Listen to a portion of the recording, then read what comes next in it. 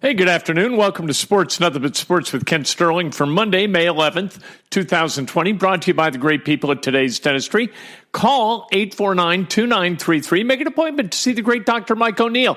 He's been my dentist the last 26 years. I couldn't be happier with him. I was in the office earlier today. All the people in there, the entire team, wearing PPE from head to toe, trying to keep you safe, trying to keep themselves safe. 317-849-2933. A couple of passings we need to note. Right off the top, John Teerlinck, one of the greatest defensive line coaches in the history of the National Football League, passed away yesterday at the age of 69. He was the D-line coach for the Colts from 2002 to 2011. He coached Dwight Freeney, Robert Mathis, Chris Dolman, Kevin Green. You name a great pass rusher from like the mid-'80s through current day. Hard to find a guy who wasn't coached somehow, some way by John Teerlinck. May he rest in peace. One of the great Colts coaches ever, a terrific representative of the NFL Shield and the Horseshoe. All right, and then Jerry Stiller died at the age of 92. Jerry Stiller, playing George Costanza, was absolutely maybe the funniest part of the best sitcom of all time. George Costanza, the Festivus, Del Boca Vista, whatever he was doing, trying to catch flies, collecting TV guides, whatever he did. It was all hilarious. He and Estelle Harris as his wife, and George's mom, they were absolutely splendid and comic gold for the 8-9 seasons that Seinfeld ran. Let's talk about the Colts for a minute, though. Big Joe was a guest with Dan Dakich earlier today, and they went through the schedule. And as I'm driving, I'm yelling at the radio, which makes it good radio no matter what the hell happened. But I was like, you're nothing but super fans. You're like Bill Swirsky and Todd and those guys having heart attacks and having to jumpstart their heart and eating a bunch of Polish sausage and Italian beef and Ditka. Who would win between Ditka and the New York Giants? Ditka, 82-4. It was like that. Every game they picked, it was a win. Both those guys finished with the Colts finishing the upcoming season 12-4, which is just, that'd be tremendous. Look, there are reasons to be optimistic about the Indianapolis Colts, but there is no unbiased expert in the field of professional football who is going to pick the Indianapolis Colts to win 12 games. It's preposterous. They were 7-9 last year. They added a guy at quarterback who was 5-11 as a starter last year. They picked up DeForest Buckner. That's terrific, but he's a defensive tackle. Their secondary, they lost Pierre Desir. They signed Xavier Rhodes. They lost Quincy Wilson. I know that's not necessarily a bad thing, but my God, where are the changes that would drive any reasonable person to think that this team was going to be 5 wins to the better over what they were last year? It was just great. From 1 o'clock till about 1:22 this afternoon. It's fantastic stuff. I loved every minute of it. I spent time laughing, yelling, having a great time. I was completely engaged by the entire deal.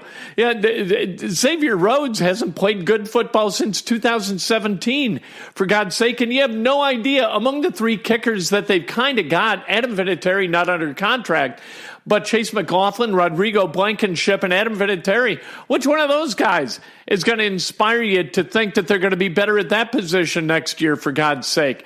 What kind of we don't even know what Michael Pittman's going to be, whether Paris Campbell can stay healthy. T.Y. Hilton, is he going to be healthy?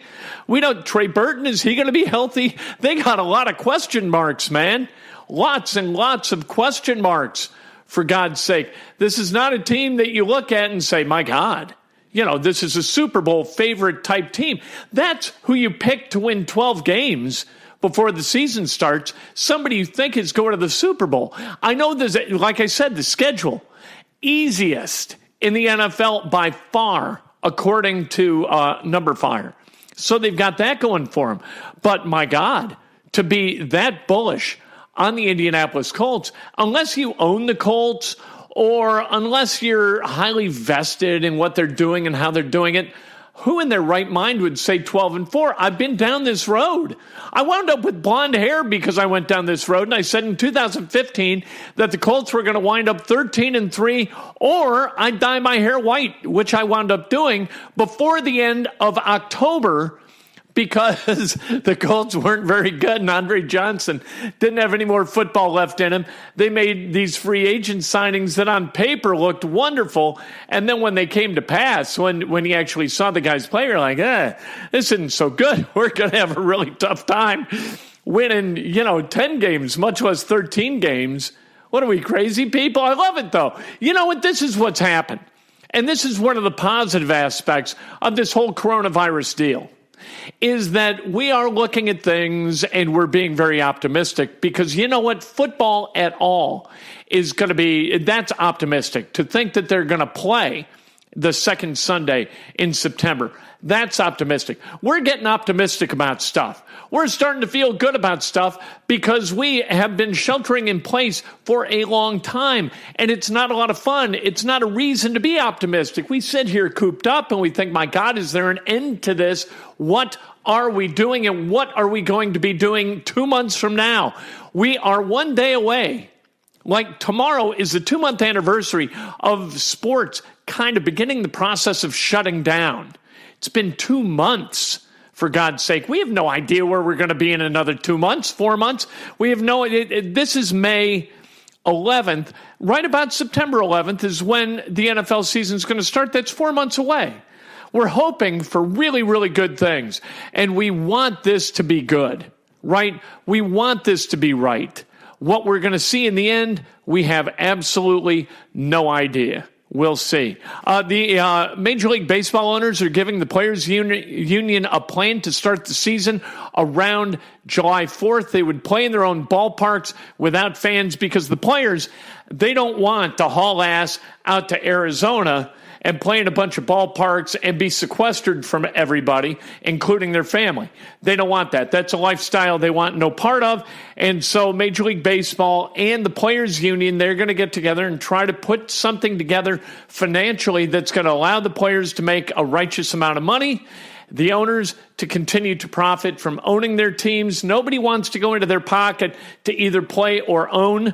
So that's kind of where we are at this point. And we'll see. They're going to have to craft kind of a CBA, a short-term collective bargaining agreement that will be temporarily used in this weird-ass season that we are about to embark on, we hope, right? With the NFL, it should be a little bit simpler. In fact, the timing of all of this almost could not have been better for the NFL. The Super Bowl, the first week in February, everything went cockeyed about a month later, and hopefully by the time we get to August 1st, we've got everything open. There was reason I got excited today. I ordered lunch, as I do periodically, from Wolfie's up at Geist. And they said, yeah, you can come pick it up in about 15 minutes. I said, terrific. So I pull up, as usual, and what they had previously during the shutdown is they had like lanes where people could come up and pick up their carry-out. Today, there's no lane, there are no pylons, there's no nothing. There's nobody out there, nobody in a mask waiting to find out like who you are and what food you're supposed to get. So I walked up to the door and I kind of jiggled the handle, and the door opens. I walked in, they were open. They were open. If you're not in Marion, Lake, or Cass County, things are open today. Now, they're not seating people at the bars, and you've got the table seating is a little bit scarce, right? But things are open, and that's a good thing. And so I was very happy about that. Hopefully, that's a portent of things to come. And hopefully people remain responsible in not spreading the virus beyond a reasonable level. We want some people to get it, right? We want herd immunity to develop, because that's where the win is. And a lot of people are going to have to get this in order to establish herd immunity. But the majority of the people who get coronavirus are asymptomatic. So that's a good thing. If you're asymptomatic and you build the antibodies and you generate the plasma that you can donate to help those in need, that is all good. Now, what we don't want are people who are in kind of a health crisis to begin with getting coronavirus, because that can kill them. We don't want that, but we do want enough people to get it, be asymptomatic, that the spread doesn't become exponential. I don't know what the hell I'm talking about. I'm not an epidemiologist. I don't know how this stuff works, honest to God.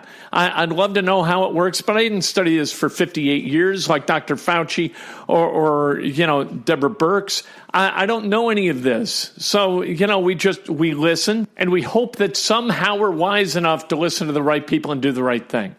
Anyway, John Teerlinck passing, very, very sad. Jerry Stiller passing, very, very sad. Although he was 92, lived a really good, long life, made a lot of people laugh. You could do a lot worse than live the life that belonged to Jerry Stiller.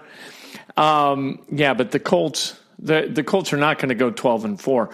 The over-under for wins for the Colts is 8-5, and that in large part is due to the Colts playing, like I said, the easiest schedule in the NFL.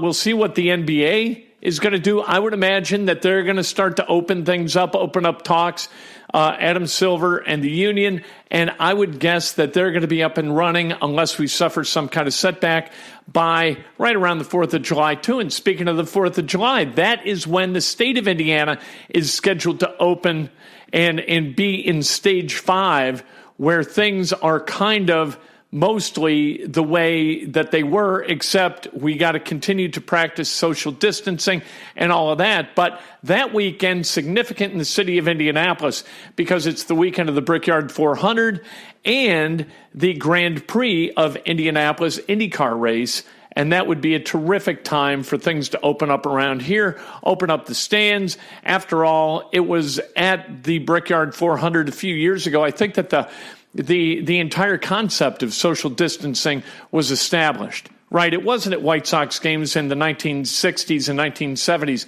as I had surmised last week. I think it was at the Brickyard 400, where the 50,000 people who go to see this race every single year, it looks like about 25 people is all.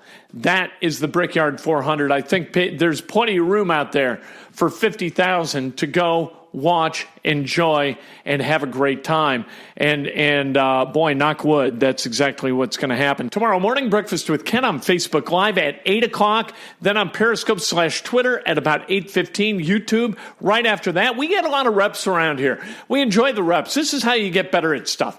A lot of reps. So we do a lot of reps. We'll do more tomorrow. 8 o'clock, Facebook Live. Breakfast with Ken, brought to you by the great people at Today's Dentistry.